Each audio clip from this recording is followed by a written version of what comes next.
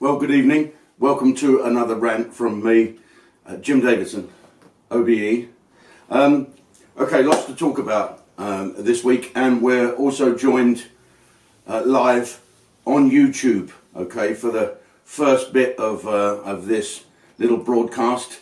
We've only got 6 or 7 minutes on YouTube, I guess, but then if you're watching this on JDTV, good for you. You've signed up. We've got more subscribers than Sky.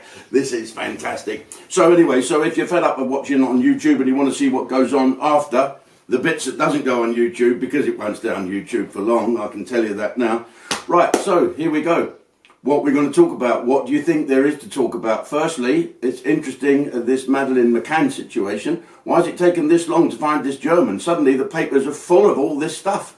It's been going on for years. Get over there, sort it, you coppers. That's it, go over there. Find out this German bastard. Don't kneel. This is the other thing that's been going on, okay? Let me start at the beginning. It's the weekend of the 6th of June, okay? What was the 6th of June?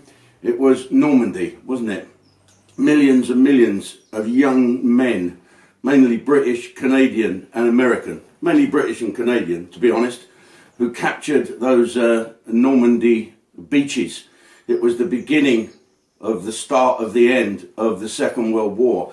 And these guys did the most amazing thing. Well, first of all, it was cancelled on the day before they were going to go because of the bad weather. Everyone was seasick, you couldn't land, the fucking waves were up and down all over the place. It was like a night in Southend. Right, so the next day, then they say go. So they've been waiting there, shitting themselves for 24 hours before they had to go. These were young men rushing up the beaches. These beaches weren't packed with people breaking social distancing. These were packed with German crack troops led by Rommel, who was defending that stretch. Anyway, on they went and they did it. And there was thousands of them killed, and they plodded on, and that was the end of the Nazis. Germans. Shouldn't say that really, I suppose that's racist. But anyway, we were fighting the Germans, and that was the beginning of the end. And these young blokes were 18, 19 years of age. You've only got to watch that film, right? Shaving Ryan's Privates, to what? Well, that's the porn film. Saving, you know what I mean. Anyway, watch that. What did these people fight for? They fought for the future of our countries. They fought for the future of the world.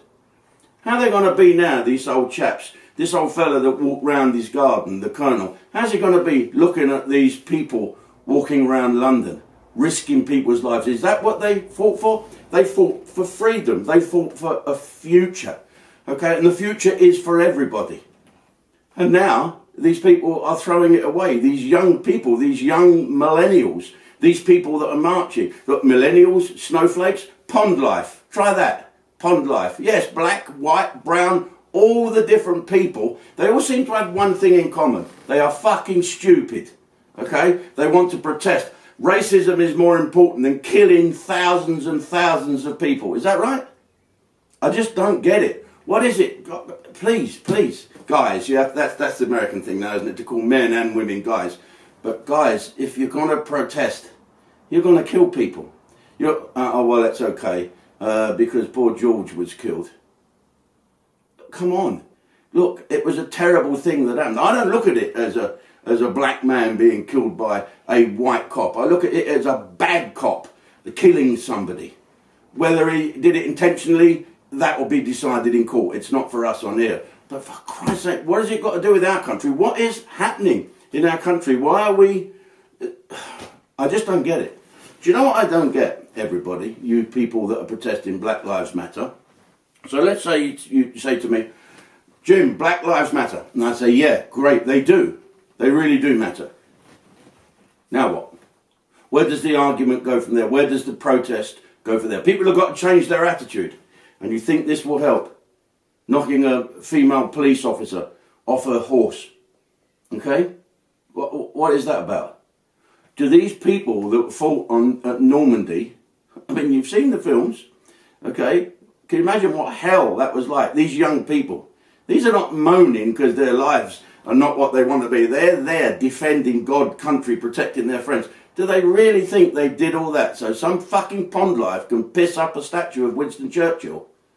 And some little snowflake millennial woman can stand there and say Winston Churchill was a warmonger? I mean, come on. Do you really think that this is going to help? First of all, you're breaking every rule in the book, and what are the police going to do? They're going to come and kneel at you. So what's this kneeling about? I don't get this. This poor man, George, was killed by a policeman kneeling on his neck. Why are we all fucking kneeling? It's unbelievable. It looks like an insult to me. If you want to insult someone, get the old knee down. It is crazy. I just don't get it.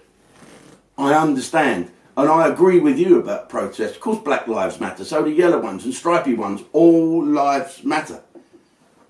Oh, Jesus. I mean, I really don't. I'm going to look on it. I've got some stats on here that I'm going to read you in a minute.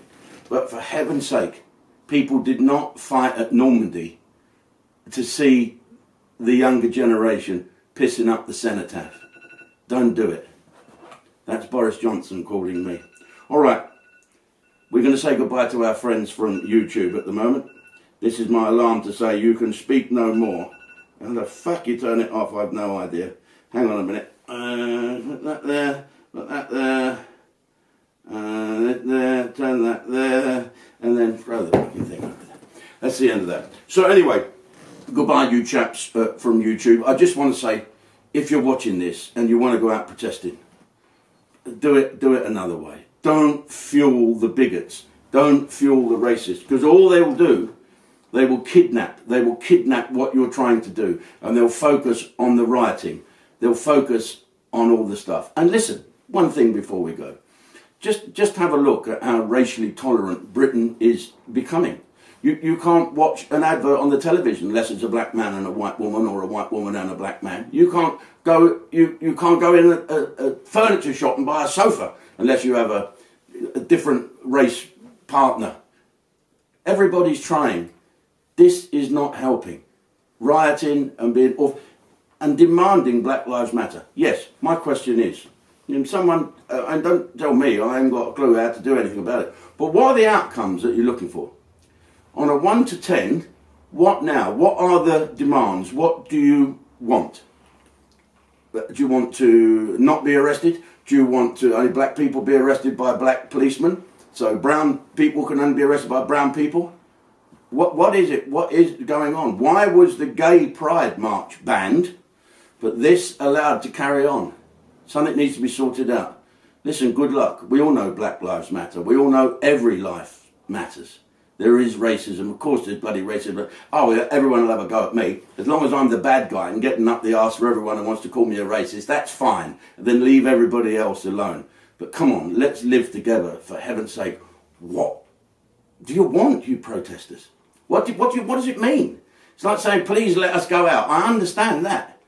Please let us go to see football matches. I understand that. But Black Lives Matter, it's not a question, it's not an anything. Yes, they do matter. Now all fuck off home and want to stay safe. See you, YouTubers.